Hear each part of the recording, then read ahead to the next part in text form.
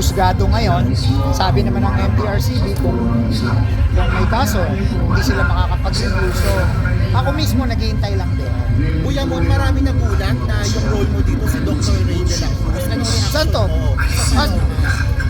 Sorry. Sabi kasi Hindi, project. nagugulat. Nasa Inday name kasi tayo.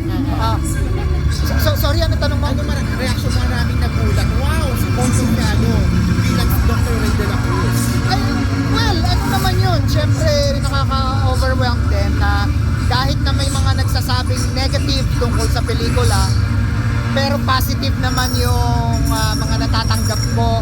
Base lang naman yan sa trailer, di ba, ng Pepsi Paloma.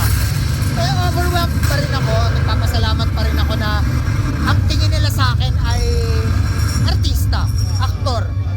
Kung ano man ang maging problema ng pelikula, eh hindi ko naman hawak yun. Hindi You've ko, been doing this for years. Ano nagpaya sa'yo? Bakit tinanggap mo ito? Hindi.